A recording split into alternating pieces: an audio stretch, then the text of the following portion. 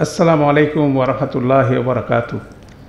আলহামদুলিল্লাহি রব্বিল আলমিন ওয়াসসালাতু ওয়াসসালামু আলা আশরাফিল আম্বিয়াই মুরসালিন নবিয়ানা মুহাম্মদ ওয়ালা আলিহি ওয়াসাবিহি আজমাইন।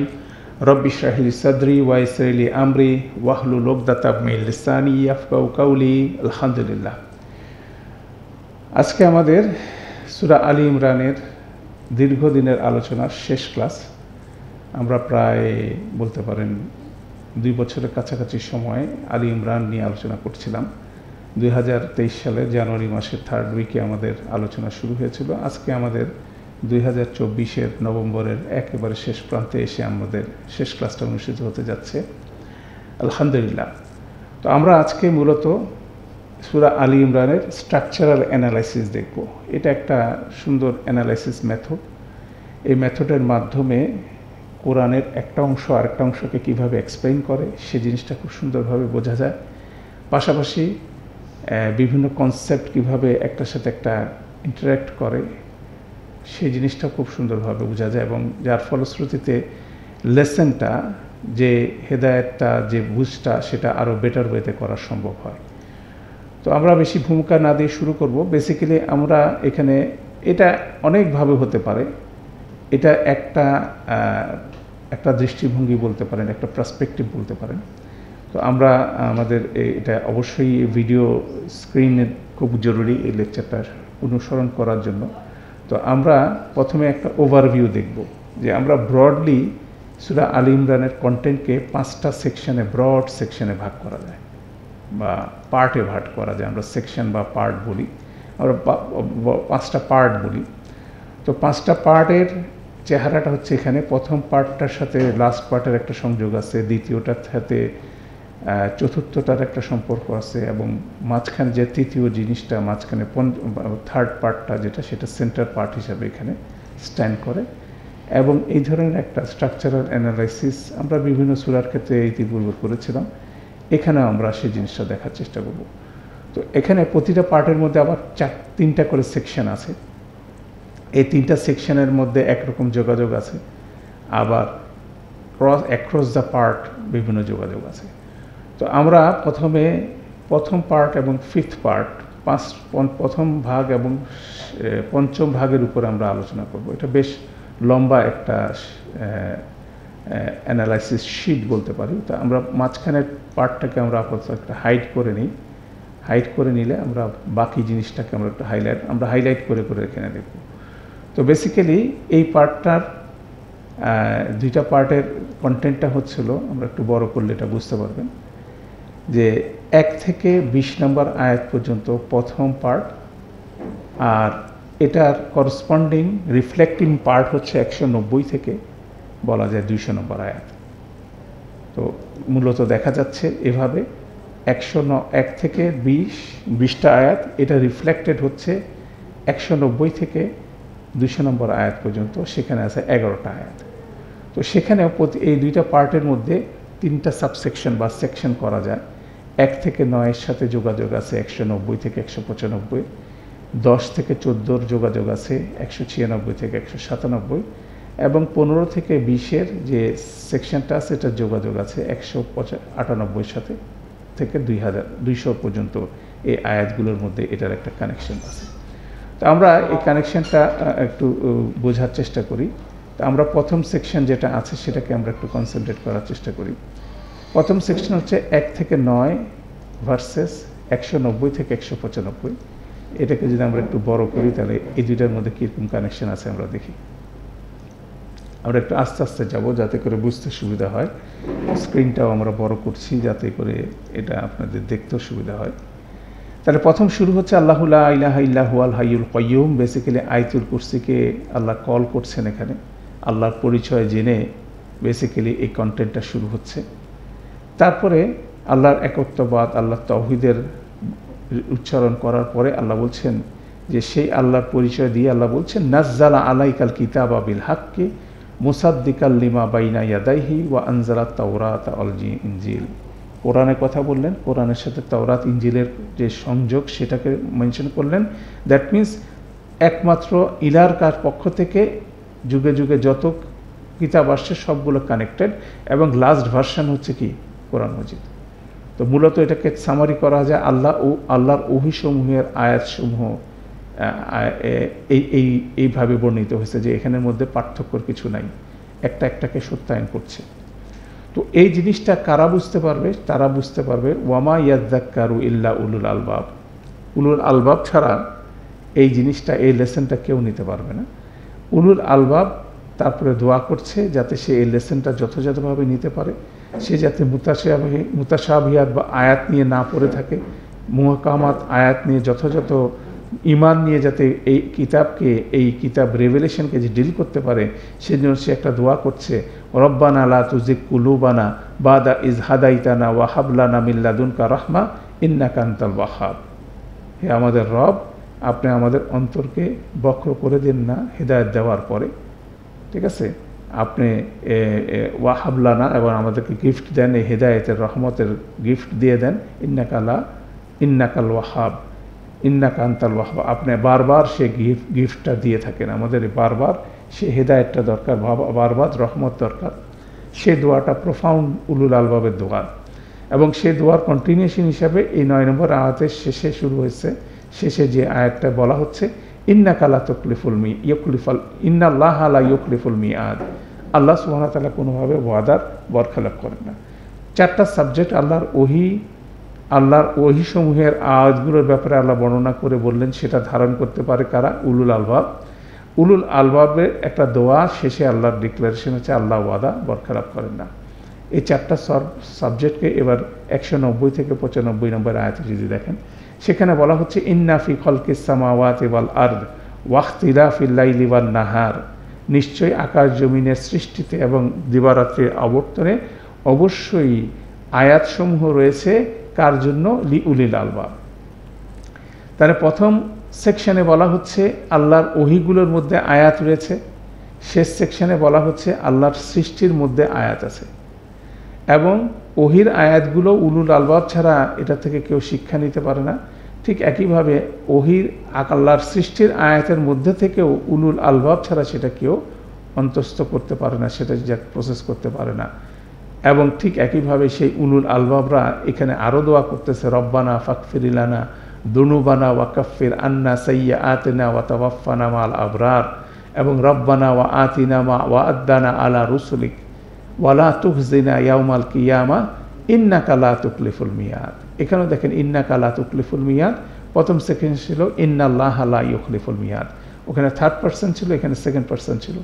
2 জায়গায় উলুল আলবাবের কথা বলা হচ্ছে। উলুল আলবাবের 2 ধরনের ডিলিংসের কথা বলা হচ্ছে। প্রথম সেকশনে কিতাব নিয়ে ডিল করতেছে উলুল আলবাব, শেষের সেকশনে কিতাবের পাশাপাশি উলুল আলবাব আল্লাহর সৃষ্টির আয়াতগুলো নিয়েও ডিল করে সে তার ইমানকে সমুন্নত রাখছে। অতএব এই কনসেপ্টগুলো কিন্তু প্যারালাল হচ্ছে, তাই না?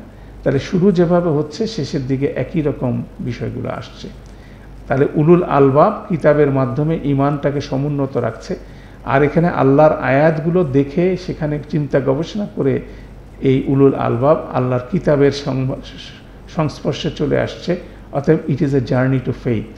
একটা হচ্ছে যারা কিতাবী, যারা তাদের একটা জার্নি, আর যারা কিতাব পায় না তারা কিভাবে কিতাবের দিকে চলে আসছে সেটার জার্নিও বর্ণিত হচ্ছে। অতএব 2টা সেকশন একটা আরেকটাকে সম্পূরকভাবে রিফ্লেক্ট করছে, এটা আমরা বলতে পারি।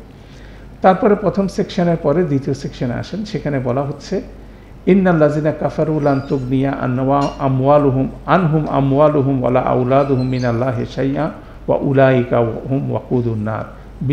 অবিশ্বাসীরা ব্যর্থ হবে, সোজা কথা।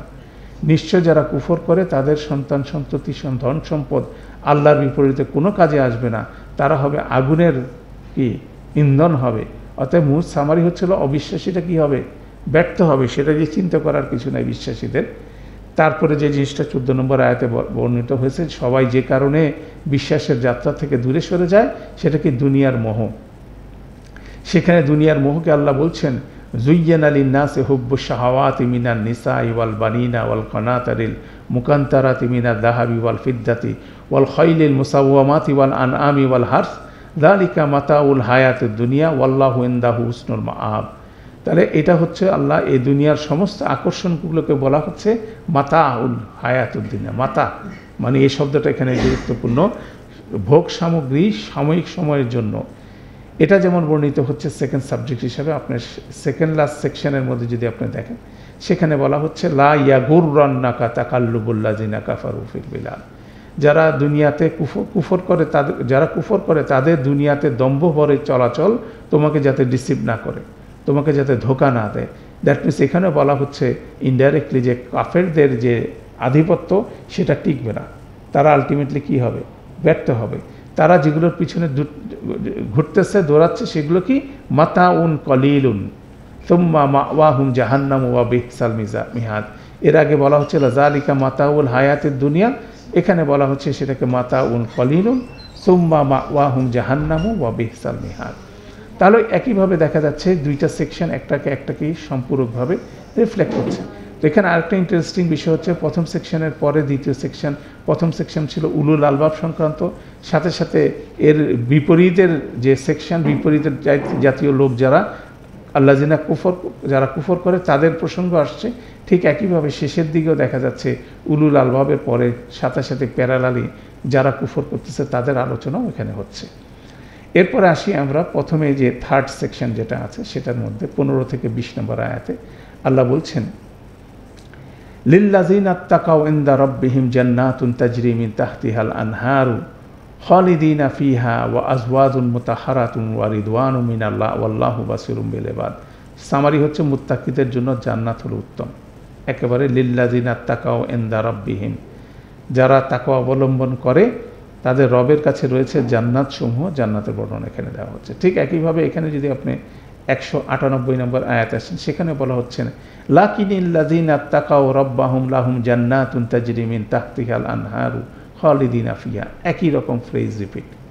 দ্যাট মিনস তাকওয়া অবলম্বন করবে যারা, তাদের জন্য জান্নাত হচ্ছে উত্তম আবাসস্থল, সে জিনিসটা এখানে বলা হচ্ছে। সেকেন্ড সাবজেক্ট হচ্ছিল ইন্নাদ্দিনা ইনদাল্লাহি ইসলাম, আল্লাহর কাছে একমাত্র গ্রহণযোগ্য দিন হচ্ছিল ইসলাম। ওয়ামাখতালাফাল্লাযিনা উতুল কিতাবা ইল্লা মিন বাদি মা জাআহুমুল ইলমু বাগিয়ান বাইনাহুম, যে যাদেরকে কিতাব দেওয়া হয়েছে তারা পরস্পর বিদ্বেষবশত হয়ে ইসলাম থেকে কি করছে, দূরে সরে গেছে। ওয়ামাই ইয়াকফুর বি আয়াতিল্লাহি ফা ইন্নাল্লাহা সারিউল হিসাব, যারা আল্লাহর আয়াতসমূহকে কি করে, যারা এগুলোকে অস্বীকার করে তাদের দ্রুত হিসাব নেওয়া হবে। তার কনসেপ্টটা হচ্ছিল ইসলাম সবসময় একই ছিল, মাসলুম মানুষ পরিবর্তন করছে, যারা পরিবর্তন করছে তাদের পরিণতি ভয়াবহ, তাদের হিসাব দ্রুত নেওয়া হবে। তার এই কনসেপ্টটা এখানে বর্ণিত হচ্ছে।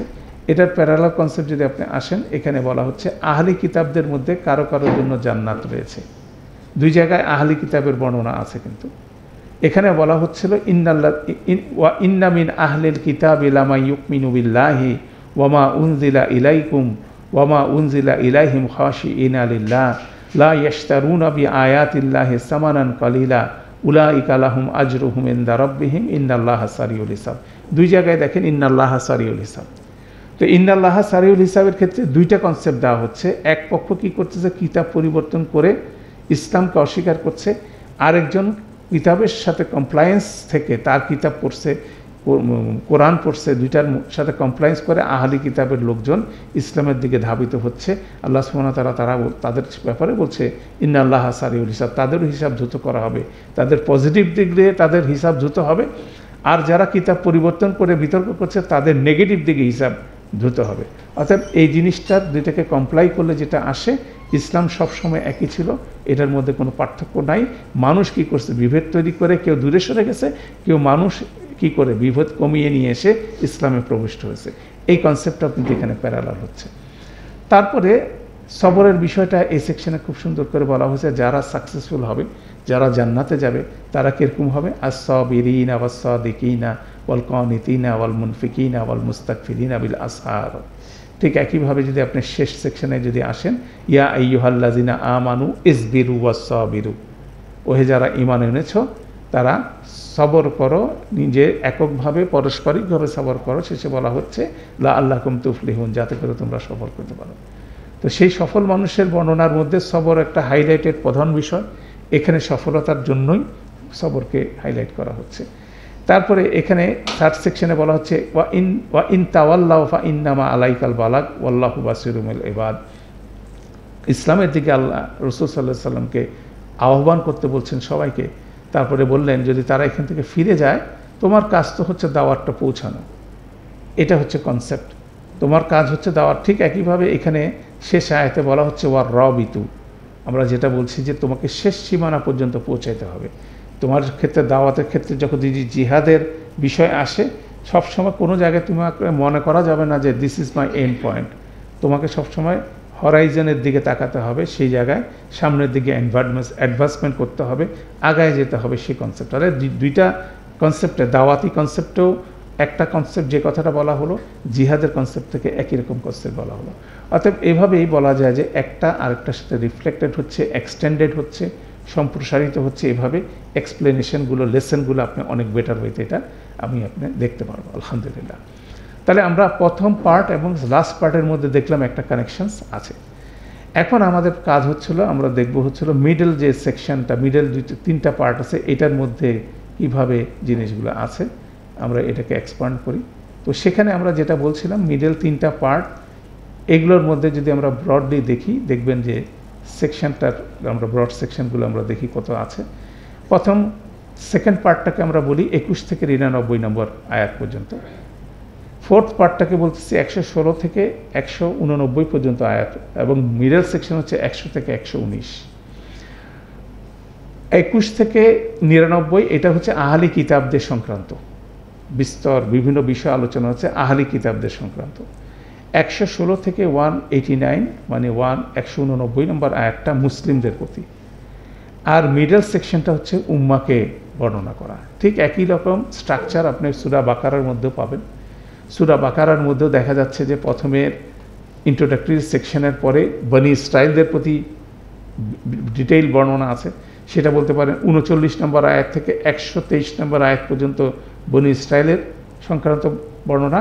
মাঝখানের একটা সেকশন ইব্রাহিম আলাইহিস সালাম এবং উম্মাকে নিয়ে, উম্মার ইনঅর্গেশন নিয়ে বর্ণনা আছে, এবং তারপরে শেষ পার্টটা পুরাটাই মুসলিমদেরকে নিয়ে আল্লাহ বর্ণনা করছেন। সেরকম একটা স্ট্রাকচার এখানেও বর্ণিত আছে। তো সেই স্ট্রাকচারের মধ্যে আমরা দেখব যে এটা ব্রডলি যদি কিতাবীদের আলোচনা হয়ে থাকে, সেই কিতাবীদের আলোচনাটাকে আমরা একটু তিনটা পার্টটাকে একটু আমরা ব্রডলি দেখার চেষ্টা করব এখানে কি আছে। সেখানে প্রথম 21 থেকে 32 নম্বর আয়াতে আল্লাহ সতর্ক করতেছেন আহলুল কিতাবদেরকে, যারা আল্লাহর কিতাব পরিবর্তন করেছিল তাদের সমালোচনা করা হচ্ছে। ইন্নাল্লাযিনা ইয়াকফুরুনা বিআয়াতিল্লাহি ওয়া ইয়াকতুলুনান নাবিয়িনা বিগাইরি হক, নিশ্চয় যারা আল্লাহর আয়াতসমূহকে অস্বীকার করেছে, নবীদেরকে অন্যায়ভাবে হত্যা করেছে, ওয়া ইয়াকতুলুনাল্লাযিনা ইয়া'মুরুনা বিল কিসতি মিনান নাস, এবং মানুষের মধ্যে যারা ন্যায়ের আদেশ দিয়েছে তাদেরকে হত্যা করেছে, ফাবাশশিরহুম বিআযাবিন আলিম, তাদেরকে মর্মদায়ক আযাবের সুসংবাদ দান করো। এই বলে আলোচনা, এবং সেখানে সামারি করলে এটাই দ্বারা আল্লাহ সতর্ক করছেন আল্লাহর কিতাব যারা পরিবর্তন করেছে তাদের ভয়াবহ পরিণতির কথা, এবং তারা কিভাবে জিনিসটা করছে। যেমন আলাম তারা ইলাল্লাযিনা উতু নাসিবাম মিনাল কিতাবি ইউদআউনা ইলা কিতাবিল্লাহি লিয়াহকুমু বাইনাহুম সুম্মা ইয়াতাওয়াল্লা ফারিকুম মিনহুম ওয়া হুম মুরিদুন যালিকা বিআন্নাহুম ক্বালু লান তামাসসানা নারু ইল্লা আইয়ামাম মাদুদাত। ডিটেল বর্ণনা আছে। সামারি যদি আপনি করেন সেটা হচ্ছে সতর্কতা, তার সাবজেক্ট হচ্ছে আল্লাহ তাদেরকে সতর্ক করছেন আল্লাহর কিতাব পরিবর্তন। কারণ আমরা এর আগে সেকশনে দেখছিলাম যে ইসলাম ওয়ালেজ সেইম, কিতাবীরা কী করছে, কিতাবকে পরিবর্তন করে ইসলাম থেকে বিভিন্ন দলে বিভক্ত হয়ে গেছে, নাম দিয়ে নিয়েছে ইহুদি, খ্রিস্টান, এগুলো কোনোভাবেই গ্রহণযোগ্য বিষয় না। তো সেই সতর্কবাণী দিচ্ছেন। তারপরে ঠিক একইভাবে এই সেকশনের শেষেও 70 থেকে 99 নম্বর আয়াতে এখানেও আল্লাহ প্রশ্ন করছেন কেন তারা আল্লাহর আয়াতসমূহ অস্বীকার করছে। একই সাবজেক্ট, সে যেমন ইয়া আহলাল কিতাব লিমা তাকফুরুনা বিআয়াতিল্লাহি ওয়া আনতুম তাশহুদুন, তোমরা কেন আল্লাহর আয়াতসমূহগুলোকে অস্বীকার করছো, তোমরাই তো সাক্ষী। সিমিলার সাবজেক্ট দেখেন এখানে ইন্নাল্লাযিনা ইয়াকফুরুনা বিআয়াতিল্লাহি, একই সাবজেক্ট, দুইটা একই সাবজেক্টকে বিভিন্নভাবে ডেসক্রাইব করা হচ্ছে, ডেসক্রিপশন হচ্ছে। যেমন এখানে একটা টোনে হচ্ছে, এখানে ইয়া আহলাল কিতাব লিমা তালবিসুল হাক্কা বিল বাতিলি ওয়া তাকতুমুল হাক্কা ওয়া আনতুম তাআলামুন, হে আহলের কিতাবের লোকজন, কেন তোমরা সত্য মিথ্যকে মিশায় সত্যকে গোপন করছো, ঠিক আছে, অথচ তোমরাই হচ্ছে সাক্ষী। ইন্নাল্লাযিনা কাফারু, নিশ্চয় যারা কুফর করে, ওয়ামাতু এবং মৃত্যুবরণ করে, ওয়াহুম কুফফারুন, তারা কুফর অবস্থায় মৃত্যুবরণ করে, ফালাই ইউকবালা মিন আহাদিহিম মিলউল আরদি যাহাবান ওয়ালাউ ইফতাদা বিহি, তাদের কাছ থেকে স্বর্ণের পাহাড় পরিমাণ ফিদিয়া দিলেও তাদের কাছ থেকে সেটা গ্রহণ করা হবে না। উলাইকা লাহুম আযাবুন আলিম, তাদের জন্য মর্মদায়ক শাস্তি রয়েছে। ওয়ামা লাহুম মিন নাসিরিন, তাদের জন্য কোনো সাহায্যকারী নেই। এই বর্ণনা চলছে। তাহলে ব্রডলি আমরা এটাকে দুইটা সতর্কতা বলতে পারি যে আহলুল কিতাব সম্পর্কে, কিতাবীদের সম্পর্কে যখন আল্লাহ বর্ণনা করছেন, ওই সেকশনটাতে প্রথমে তাদেরকে সতর্ক করছেন, শেষেও তাদের সতর্ক করছেন, মাঝখানে তাদের ইতিহাস আল্লাহ বর্ণনা করছেন, তাদের ইতিহাস সম্পর্কে তাদেরকে অ্যাওয়্যার করতেছেন, তোমাদের আসল ইতিহাস কি সেটা শুরু করছেন আল্লাহ কিভাবে বলছেন, ইন্নাল্লাহা ইস্তাফা আদামা ওয়া নূহান ওয়া আলা ইব্রাহিমা ওয়া আলা ইমরানা ওয়া আলাল আলামিন, নিশ্চয় আল্লাহ মনোনীত করেছেন কাকে?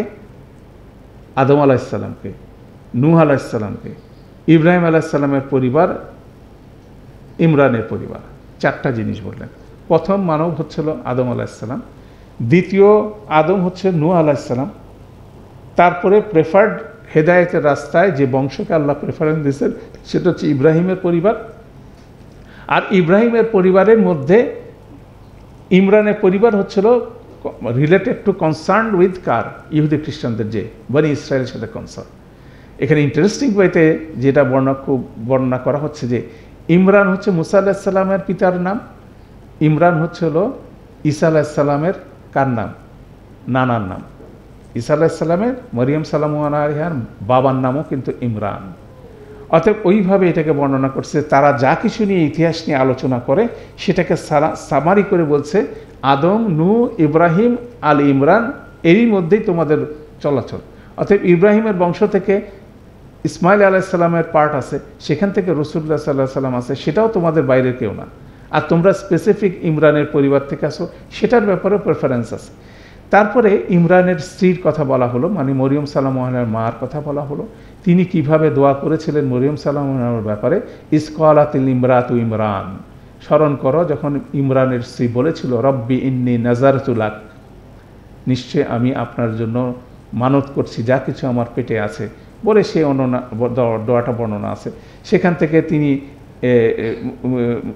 উনি এক্সপেক্ট করতেছেন ওনার ছেলে হবেন, হয়ে গেছে মেয়ে, সেটা বলা হচ্ছে। মরিয়ম সালামের জন্মের কথা বলা হচ্ছে, ফালাম্মা ওয়াদাআত হা ক্বালাত রব্বি ইন্নী ওয়াদাতুহা উনসা, আমি তো একজন কন্যা সন্তান জন্ম দিয়েছি। আল্লাহ বলছে কন্যা সন্তান এবং পুরুষ সন্তান, মানে এই কন্যা সন্তান হচ্ছে স্পেশাল, এটা পুরুষের ছেলের চেয়েও এটা বেটার। সেভাবে বর্ণনা করার পরে সেই মরিয়ম সালামের বর্ণনা এবং দোয়া, এগুলো বর্ণনার পরে তারপর জাকারিয়া আলাইহিস সালামের বর্ণনা হচ্ছে। মরিয়ম সালামু আলাইহাকে জাকারিয়া আলাইহিস সালামের তত্ত্বাবধানে দেওয়া হয়েছে। ওয়া কাফফালাহা জাকারিয়া, ওনাকে জাকারিয়া আলাইহিস সালামের তত্ত্বাবধানে দেওয়া হয়েছে। কুল্লামা দাখালা আলাইহা জাকারিয়া আল মেহরাব, যখনই মেহরাবের মধ্যে জাকারিয়া আলাইহিস সালাম প্রবেশ করতেন, সেখানে কি দেখতেন? রিজিক দেখতেন। সেই রিজিক দিয়ে জিজ্ঞাসা করলেন এই রিজিক কোত্থেকে আসলো? তখন বললে আল্লাহ যাকে চান তাকে বেহিসাবে রিজিক দেন। তখন সাথে সাথে জাকারিয়া আলাইহিস সালাম ছেলের জন্য দোয়া করলেন। আল্লাহ তাকে ইয়াহিয়া আলাইহিস সালামের জন্মের কথা বললেন, সুসংবাদ দিলেন, ইন্নাল্লাহা ইউবাশশিরুকা বি ইয়াহিয়া মুসাদ্দিকাল বিকালিমাতি মিনাল্লাহ। ইয়াহিয়া আলাইহিস সালামের জন্মের বর্ণনা হচ্ছে। তারপরে বর্ণনা হচ্ছে ঈসা আলাইহিস সালামের জন্ম না, ইয়া মারিয়ামু ইন্নাল্লাহা ইউবাশশিরুকি বিকালিমাতিন মিনহু ইসমুহু মাসিহুল ঈসা ইবনে মারিয়াম, ঈসা আলাইহিস সালামের বর্ণনা আসছে। তারপরে বর্ণনার পরে আল্লাহ ঈসা আলাইহিস সালামের জীবনের সংগ্রামকে বর্ণনা করছেন। ইন্নাল্লাহা রব্বি ওয়া রব্বিকুম ফা'বুদুহু হাযা সিরাতুল মুস্তাকিম। ঈসা আলাইহিস সালাম সমস্ত মুজিজাকে উপস্থাপন করে সবার বনি ইসরায়েলের প্রতি আহ্বান জানাচ্ছেন, নিশ্চয় আল্লাহ হচ্ছে তোমাদের রব, আমারও রব, অতএব কী করো? তার ইবাদত করো। এবং এটা হচ্ছে সিরাতুল মুস্তাকিম। কিন্তু সেটা তারা গ্রহণ না করে তার বিরুদ্ধে ষড়যন্ত্র করলো। ফালাম্মা আহাসা ঈসা মিনহুমুল কুফরা, যখন ঈসা আলাইহিস সালাম তাদের কাছ থেকে কুফরের বিষয়টা তাদের অনুভব করতে পারলেন, তাদের কুফরি আচরণটা, তিনি বললেন ক্বালা মান আনসারি ইলাল্লাহ, কে আছে যে আমাকে আল্লাহর রাস্তায় কি সাহায্য করবে? ক্বালাল হাওয়ারিয়ুনা, হাওয়ারিয়ুনরা বলল নাহনু আনসারুল্লাহ, আমরাই আপনার জন্য আনসারুল্লাহ, আমান্না, আমরা হচ্ছে আল্লাহর সাহায্যকারী, আমান্না বিল্লাহ, আমরা আল্লাহর উপর বিশ্বাস স্থাপন করছি, ওয়াশহাদ বি আন্না মুসলিমুন, এবং আপনি সাক্ষ্য দেন আমরা হচ্ছে মুসলিমদের অন্তর্ভুক্ত। তাদের ঈসা আলাইহিস সালামের অনুসারীরাও কি নিজেদেরকে কি হিসেবে পরিচয় দিছে? মুসলিম হিসেবে পরিচয় দিছে। এই সূরার মূল টোন হচ্ছে এটা, যে ইসলাম সবসময় একই রকম, একই জিনিস, কনসেপ্ট, সবাই ছিল মুসলিম, এখানে বিভিন্ন বিভেদ করার কোনো সুযোগ নাই। তাহলে ইতিহাস থেকে তাদেরকে এভাবে তাদের ইতিহাসটা বর্ণনা দিচ্ছেন, ঠিক আছে? এটা হচ্ছে আহলে কিতাবদেরকে অ্যাড্রেস করে এই সেকশনটা বর্ণিত হচ্ছে। এর প্যারালাল সেকশনটা আমরা বলছিলাম যে মুসলিমদেরকে উদ্দেশ্য করে বর্ণিত হচ্ছে, সেই সেকশনটা হচ্ছিল 116 থেকে 189 পর্যন্ত, 116 থেকে 189 পর্যন্ত। সেখানেও মুসলিমদেরকে সতর্ক করা হচ্ছে প্রথম এবং সেই সেকশনে। 116 থেকে 120-এর মধ্যে বলছে যে তোমরা ফেক ফ্রেন্ড বানানো না। ইয়া আইয়ুহাল্লাযিনা আমানু লা তাত্তাখিযু বিতানাতাম মিন দুনিকুম, মুশরিকদের মধ্যে থেকে, কাফেরদের মধ্যে থেকে তোমরা বন্ধুত্ব স্থাপন করো না যুদ্ধ অবস্থায়, সে কথাটা বলা হচ্ছে। আল্লাহ সেখানে এনশিওর করতেছেন ইন্নাল্লাযিনা কাফারু লান তুগনি, একই আয়াত দিয়ে যে কাফেররা কী হবে? ব্যর্থ হবে। তারপর মুসলিমদেরকে বলছেন ওয়া ইন তাত্তাকু ওয়া ইন তাসবিরু ওয়া তাত্তাকু, তোমরা যদি সবর করতে পারো, তাকে অবলম্বন করতে পারো, লা ইয়াদুররুকুম কাইদুহুম শাইয়া, তাদের কোনো কায়দা তোমাদের বিপরীতে কাজে লাগবে না। ইন্নাল্লাহা বিমা ইয়ামালুনা মুহিত, আল্লাহ সুবহানাহু ওয়া তাআলা তারা যা কিছু করে সেটাকে ঘিরে রেখেছে। তাহলে মুসলিমদেরকে মুশরিক এবং আহলে কিতাবদের মধ্যে মানুষ সম্পর্কে আল্লাহ সতর্ক করছেন, তাদের সাথে ব্যালেন্সড ওয়েতে আচরণ করতে বলছেন, হ্যাঁ, এবং তাদেরকে সবরের সাথে, তাকওয়ার সাথে তাদেরকে ডিল করতে বলছেন। তারা কোনো অবস্থায় মুসলিমদেরকে ক্ষতি করতে পারবে না, সেটার গ্যারান্টি আল্লাহ সুবহানাহু ওয়া তাআলা দিচ্ছেন। ঠিক একইভাবে যদি আপনি শেষের দিকে আসেন, সেখানে সতর্কতার কথা বলা হচ্ছে 176 থেকে 189, সেখানে মুনাফিকদের ব্যাপারে সতর্ক করতেছেন। আহলে কিতাবদের মধ্যে বলছেন বেশিরভাগই হচ্ছে মুনাফিক। আহলে কিতাবদের মধ্যে মুনাফিকি আচরণ প্রচণ্ড, সেটাই মুসলিমদের মধ্যে সংক্রামিত হচ্ছে, সেই জিনিসগুলো বলছেন। কেন তারা মনে করে আল্লাহ রাস্তায় মারা গেলে সে সাকসেসফুল না। হ্যাঁ, ওয়ালা তাহসাবান্নাল্লাযিনা ইউকতিলু ফি সাবিলিল্লাহি আমওয়াতা, কোনোভাবে মনে করো না যে আল্লাহ রাস্তায় যারা নিহত হয়েছে তারা মৃত। বাল আহিয়াউন, তারা হচ্ছে জীবিত, ইনদা রাব্বিহিম ইউরযাকুন, তাদের রবের কাছে তাদের অবস্থান এবং তারা রিজিক প্রাপ্ত, এই একটা কনসেপ্ট। তারপর আল্লাহ বলছে যে ওয়ালা ইয়াহসাবান্নাল্লাযিনা কাফারু, কুফর যারা করে তারা যেন মনে না করে আন্নামা নুমলি লাহুম খায়রুল লিআনফুসিহিম, তাদেরকে যে অবকাশ দেওয়া হচ্ছে, তাদেরকে যে কিছু মাত্রায় দুনিয়ার ভোগ দেওয়া হচ্ছে, সেটা তাদের জন্য উত্তম। আল্লাহ বলছেন যে ইন্নামা নুমলি লাহুম লিয়াজদাদু ইসমা, তাদেরকে যে এটা দেওয়া হচ্ছে যাতে তারা তাদের ইসম মানে পাপ বাড়তে থাকে, ঠিক আছে। ওয়ালাহুম আযাবুন মুহিন, তাদের জন্য মর্মদায়ক, যন্ত্রদায়ক শাস্তি আছে। যারা ওয়ালা ইয়াহসাবান্নাল্লাযিনা ইয়াবখুলুনা, যারা বকিলের মতো আচরণ করে, তারা যাতে মনে না করে তারা যে সম্পদ জমা করে রাখছে সেটা তাদের জন্য উত্তম, সেটা তাদের কিয়ামতের দিন কী করবে? তাদেরকে পেঁচায় ধরবে, ঠিক আছে, সেটা তাদের যন্ত্রণার কারণ হবে। এইভাবে বিভিন্ন রকম মুনাফিকি আচরণগুলোকে আল্লাহ ক্যাটাগরাইজ ওয়াইতে মেনশন করে মুসলিমদেরকে সতর্ক করতেছেন, এখান থেকে বেরোয় আসতে হবে, এখান থেকে বেরোয় আসতে হবে। তাহলে দেখা যাচ্ছে মুসলিমদেরকে সতর্ক করতেছেন এই দুইটা সেকশনের প্রথমে এবং শেষে। মাঝখানে যে বর্ণনাটা 121 থেকে 175, এটা বেসিক্যালি উহুদের যুদ্ধের পোস্ট ব্যাটেল কমেন্ট্রি। এটা নিয়ে আমরা অনেক সময় ব্যয় করছি। উহুদের যুদ্ধের উপরে আল্লাহ বর্ণনা দিচ্ছেন। তো এই জিনিসটা হচ্ছিল বেসিক্যালি, এটাও বলা যায় ইতিহাস, হিস্ট্রি থেকে বর্ণিত হচ্ছে। তাহলে আহলে কিতাব এবং উহুদের যুদ্ধের এই দুইটাকে যদি আপনি প্যারালাল করেন, আহলে কিতাব এবং মুসলিমদের প্রতি যে অ্যাড্রেস করে যে দুইটা সেকশন বর্ণিত হয়েছে, দুইটা সেকশনে, দুইটা পার্টেরই প্রথম সেকশন, লাস্ট সেকশন সতর্ক, আর মাঝখানের সেকশনটা ইতিহাস থেকে বর্ণনা হচ্ছে। তার ইতিহাস থেকে যদি বর্ণিত হয়, আহলে কিতাবদের মধ্যে ইতিহাস থেকে যা বর্ণনা হচ্ছে তার সেন্টার পয়েন্ট হচ্ছে ঈসা আলাইহিস সালামের সংগ্রাম।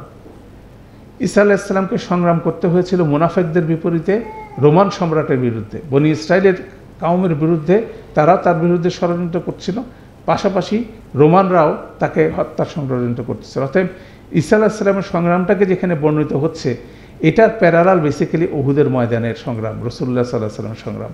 সেটাকে প্যারালাল করা যায়, সেটার কম্প্যারিজন করা যায় এভাবে যে সেটা যদি আপনি দেখেন যে ঈসা আলাইহিস সালাম এবং রাসূল সাল্লাল্লাহু আলাইহি ওয়াসাল্লামের মধ্যেকার সমান্তরাল এই সেকশনের মধ্যে আছে, যে উহুদের বর্ণনার মধ্যে, এমন যেন যে ঈসা আলাইহিস সালামের মিশন উহুদের ময়দানে অব্যাহত রয়েছে।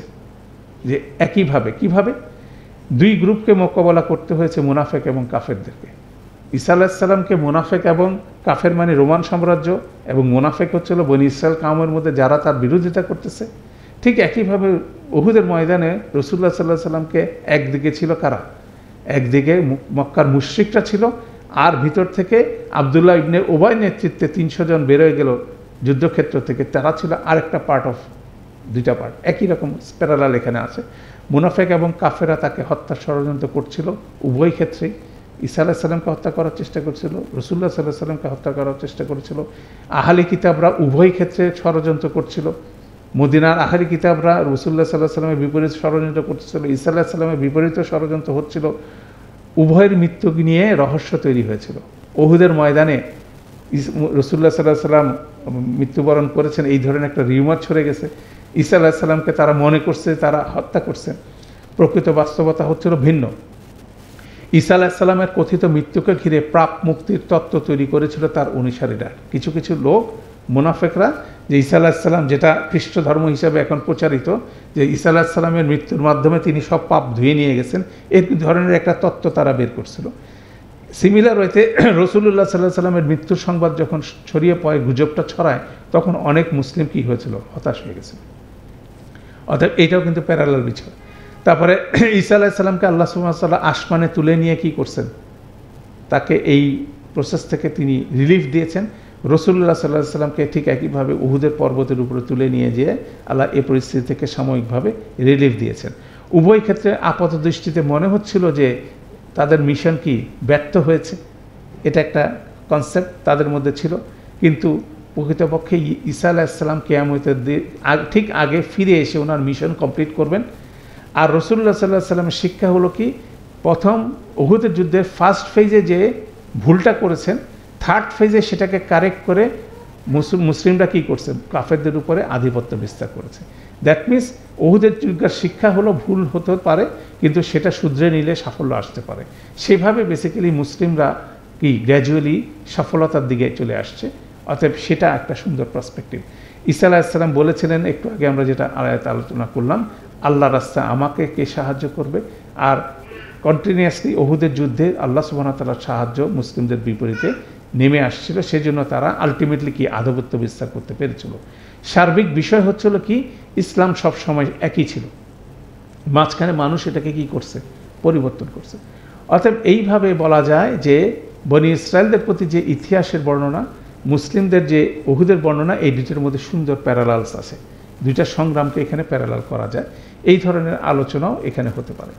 যাই হোক, এখন তাহলে আমরা দেখলাম যে এক পাশে আহলি কিতাবদের সম্পর্কে বর্ণনা করা হচ্ছে, আরেকদিকে মুসলিমদের সম্বন্ধে ডিটেল বর্ণনা হচ্ছে। মাঝখানের সেকশনটা হচ্ছে উম্মাহ। এই উম্মাহ মাঝখানের যে পার্ট, সেটার মধ্যে উম্মাকে বর্ণনা করা হচ্ছে। সেখানেও তিনটা অংশ, তিনটা সেকশন বলতে পারেন। প্রথম সেকশনটা হচ্ছে 100 থেকে 199 নম্বর আয়াতে, এটা হচ্ছে মুসলিমদের ব্যাপারে। আল্লাহ বলছেন, ইয়া আইয়ুহাল্লাযিনা আমানুত্তাকুল্লাহা হাক্কা তুকাতি, ওহে যারা ঈমান এনেছো, তোমরা আল্লাহর ব্যাপারে তাকওয়া অবলম্বন করো যেভাবে তার প্রতি তাকওয়া অবলম্বন করা উচিত। ওয়ালা তামুতুন্না ইল্লা ওয়া আনতুম মুসলিমুন, তোমরা মুসলিম না হয়ে মৃত্যুবরণ করো না, মুসলিমদেরকে বলা হচ্ছে। ঠিক আছে, তারপর বলা হচ্ছে ওয়া তাসিমু বিহাবলিল্লাহি জামিয়ান ওয়ালা তাফাররাকু, তোমরা আল্লাহর রজ্জু মানে কোরআন মজিদকে সর্বতভাবে সবাই মিলে কি এটাকে আঁকড়ে ধরো, নিজেদের মধ্যে বিভেদ তৈরি করো না। কেন আমরা দেখতেছি যে ইসলামের ইতিহাস হচ্ছে বিভেদের ইতিহাস। ইসলাম শুরু হয়েছে আদম আলাইহিস সালাম থেকে। তারপর কি মানুষ খালি নিজেদের মধ্যে কি করছে, বিভেদ তৈরি করছে। সেই জিনিসটাকে, সেই বিভেদ নিরসন করাইটাই হচ্ছিল মুসলিমদের প্রতি আহ্বান আল্লাহ স্পেসিফিকলি দিয়েছেন। তারপরে আল্লাহ বলছেন ওয়ালা তাকুনু কাল্লাযিনা তাফাররাকু ওয়াখতালাফু, তোমরা কোনোভাবে নিজেদের মধ্যে ডিভিশন করো না, কেন আল্লাহ তোমাদের মধ্যে শত্রুতা ছিল, তোমাদের মধ্যে বন্ধুত্ব স্থাপন করে দিয়েছেন এবং তোমাদের মধ্যে এই বিভেদ দূর করে দিয়ে বেসিক্যালি তিনি তোমাদেরকে আগুনের গর্ত থেকে উদ্ধার করেছেন। এইভাবে বলতে পারেন 100 থেকে 103 নম্বর আয়াতে এই বর্ণনাটা আছে, মুসলিমদের উদ্দেশ্য করে বলা হচ্ছে। এরপরে আসেন এই পার্টের লাস্ট সেকশন হচ্ছে 110 থেকে 119 নম্বরে আল্লাহ বলছেন লাইসু সাওয়াআন, তারা সবাই একরকম না, ঠিক আছে। মিনহুমুল মুকমিনুনা ওয়া আকসারুহুমুল ফাসিকুন, তার আগে বলছেন ওয়ালাউ আমানা আহলুল কিতাবি লাকানা খায়রুল লাহুম মিনহুমুল মুকমিনুনা ওয়া আকসারুহুমুল ফাসিকুন, আহলুল কিতাবের লোকজন যদি ঈমান আনতো এটা তাদের জন্য ভালো হতো, তাদের মধ্যে প্রকৃত ঈমানদার লোক আছে কিন্তু বেশিরভাগ হচ্ছে ফাসিক, দ্যাট মিনস তারা সবাই মন্দ না। আহলি কিতাবদের সম্পর্কে সমালোচনা আসছে, কিন্তু আল্লাহ বলছেন যে আহলি কিতাবের মধ্যে সবাই মন্দ না, তাদের মধ্যে কিছু কিছু লোক আছে কি ঈমানদার আছে, এবং তারা কিরকম ঈমানদার সেক্ষেত্রে আল্লাহ বলছেন মিন আহলুল কিতাবে উম্মাতুন কাইমাতুন, তাদের মধ্যে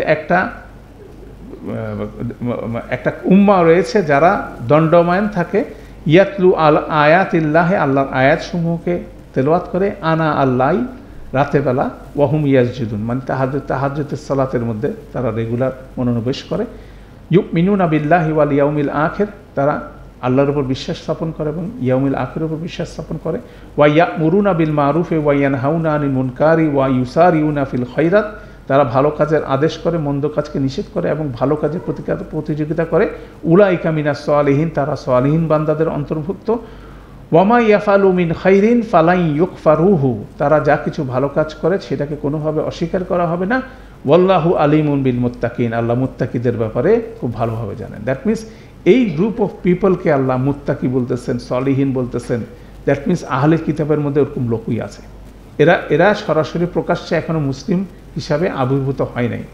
এটা রোল মডেল হচ্ছে বাদশাহ নাজ্জাশী, যেটা 199 নম্বর আয়াতে আল্লাহ আবার এই প্রসঙ্গটা উল্লেখ করছেন যে ওয়ামিন আহলিল কিতাবি লামা ইউকমিনু বিল্লাহি ওয়াল ইয়াউমিল আখির, লামা ইউকমিনু বিল্লাহি ওয়ামা উনজিলা ইলাইকুম ওয়ামা উনজিলা ইলাইহিম খাশিনা লিল্লাহ, নিশ্চয়ই আহলি কিতাবদের মধ্যে কিছু লোক কি করে আল্লাহর উপর বিশ্বাস স্থাপন করে, যা কিছু তোমাদের উপর নাজিল হয়েছে বিশ্বাস করে, যা কিছু তাদের উপরে নাজিল হচ্ছে বিশ্বাস করে, খাশিনা লিল্লাহ উলাইকা লাহুম আজরুহুম ইনদা রাব্বিহিম ইন্নাল্লাহা সারিউল হিসাব। তাহলে এই কনসেপ্টটাকে আল্লাহ বলছেন এই লোকগুলো কিন্তু উম্মার অংশ, বাদশাহ নাজ্জাশীও কিন্তু উম্মার অংশ, অতএব সেই অ্যাওয়ারনেসটা কি মুসলিমদের থাকতে হবে।